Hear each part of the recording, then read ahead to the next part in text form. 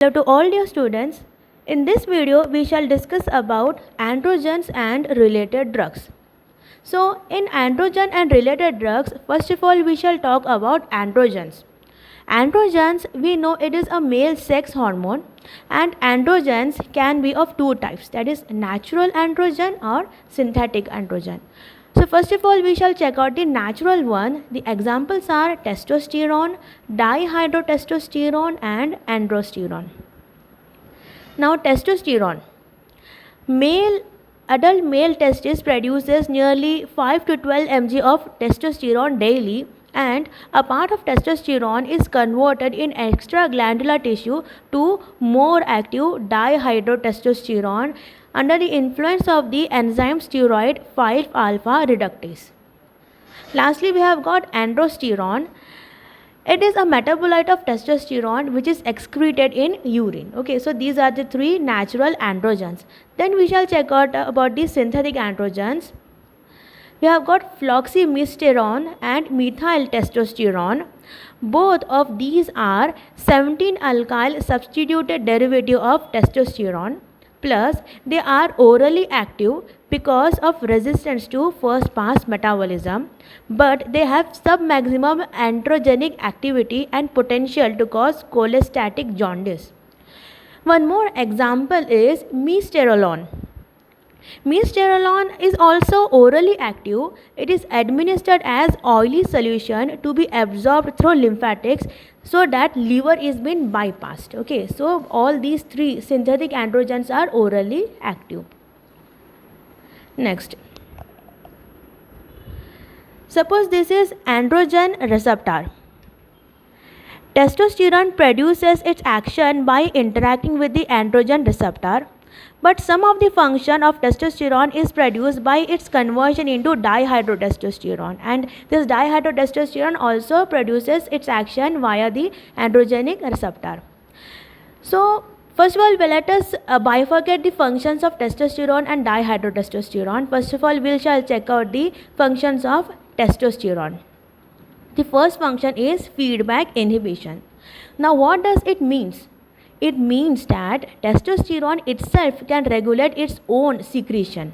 Like this is hypothalamus, and from hypothalamus is released gonadotropin releasing hormone, and this hormone will interact with the anterior pituitary, because of which two important hormone, that is luteinizing hormone and follicular stimulating hormone, are being released.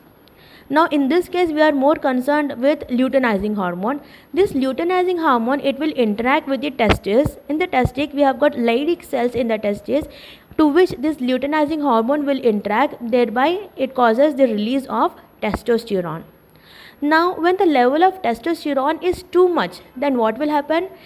This testosterone means increased concentration or increased level of testosterone, it will produce a signal to anterior pituitary to inhibit the release of luteinizing hormone. It will also produces a signal to hypothalamus, and it will cause inhibition of gonadotropin releasing hormone secretion. Okay, so these two are the this is all about the feedback inhibition. Next function is internal genitalia. Development of internal genitalia like testis is being done by testosterone.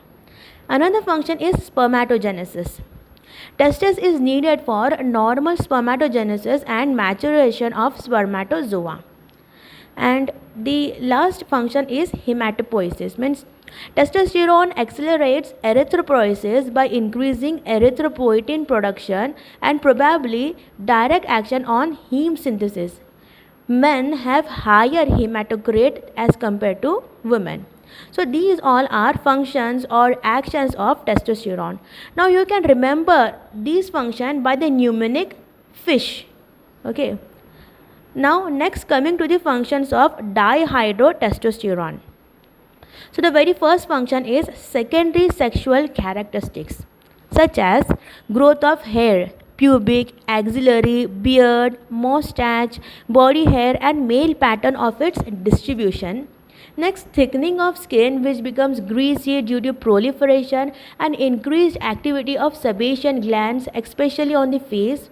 Apart from this, other characteristics like larynx grows and voice depends, behavioral effects like increased physical vigor, aggressiveness, and so on and so forth. So these all secondary sexual character are being developed by dihydrotestosterone. Next function is or next action is external genitalia like growth of penis, scrotum, seminal vesicle, and so on and so forth. Urine problem because of prostate growth. Urine problem means too much of growth of prostate causes increase in the urine problem. Okay, so this dihydrotestosterone, it increases the prostate growth, and whenever there is increased growth of prostate, it may produce problem in urine output. Next action is anabolic. Anabolic means skeletal muscle growth. Dihydrotestosterone is responsible for pubertal spurt of growth in boys and to a smaller extent in girls also. There is a rapid bone growth both in thickness as well as in length. Plus it also promotes muscle building, especially if aided with exercise. Next action is loss of hair. See, there is a typical male pattern of baldness produced by dihydrotestosterone. Now, this action of dihydrotestosterone you can remember from the mnemonic sexual. Okay, so these all are the functions of testosterone as well as dihydrotestosterone. Now, this is your androgen receptor. Testosterone itself produces some action by interacting with the androgen receptor, and some of the actions are produced by its conversion into dihydrotestosterone by the enzyme 5-alpha reductase. Okay, and we know that the action of this dihydrotestosterone is much stronger than testosterone, and this may lead to, just in case, too much of prostate growth. Okay, prostate growth, it will be increased whenever there is increased action of dihydrotestosterone, and this increased prostate growth, it may manifest in problems such as difficulty in urine output, or it may also lead to prostate cancer. So how can we solve this problem?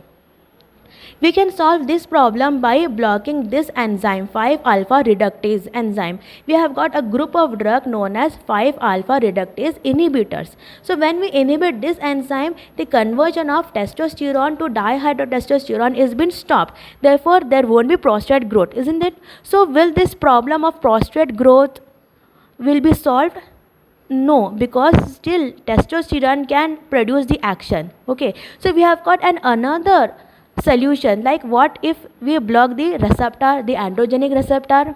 When we block the androgenic receptor, nor dihydrotestosterone, neither testosterone can interact with the androgenic receptor. So we have got a separate group of drug known as androgen receptor blocker, also known as anti-androgens. Okay, so in this list, apart from androgens, we have got another set of drug known as anti-androgens. Anti-androgens means these are the drugs that will produce blockade of the androgen receptors.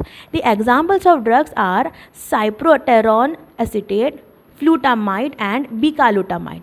And the another set of drug, that is 5-alpha reductase inhibitors. The examples are finasteride and dutasteride. Okay, now apart from this, we have got another group of drug under the category of androgens and related drugs. So these are anabolic steroids. Now what these anabolic steroids are, we check out. Now see, many guys, they go to the gym. Okay, they take some steroids and then they become bodybuilder. So these steroids are not glucocorticoids, these steroids are testosterone derivatives. So androgens have got anabolic activity. See, if we broadly divide testosterone, it has got two main functions, androgenic action and anabolic action at the ratio of 1:1. Okay, testosterone. Now in case of gym, when we want to develop the body, we want only anabolic action, not androgenic action. So we have developed anabolic steroids, and these anabolic steroids have got 3 times more anabolic action as compared to the androgenic action. So that whenever you consume anabolic steroid, the person will become like a bodybuilder. So examples of drug of anabolic steroids are methandrolone, nandrolone phenylpropionate, nandrolone, decaonate, oxymetholone and stanzolol. So these are the examples of anabolic steroids.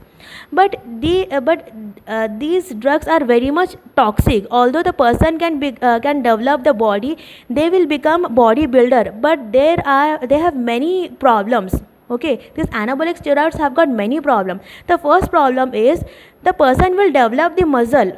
The person will develop the muscle till the time they have taken.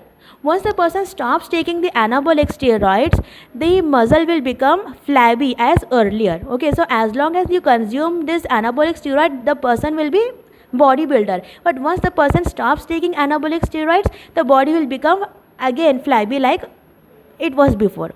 Second problem is hepatotoxicity. Okay, these drugs, these anabolic steroids are highly hepatotoxic in nature. And the third problem is it may lead to impotence. Why it may lead to impotence means, just remember this thing. Whenever we are taking anabolic steroids, so it has got little bit testosterone also. It has got testosterone activity.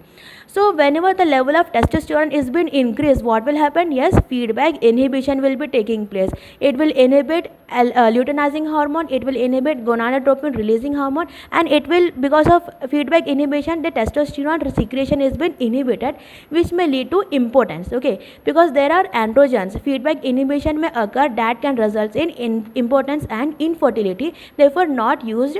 It is usually recommended. Okay, so this is all about the anabolic steroid, and this is all about today's lecture regarding the androgens and related drugs. I hope you people found this video helpful. Thank you for watching.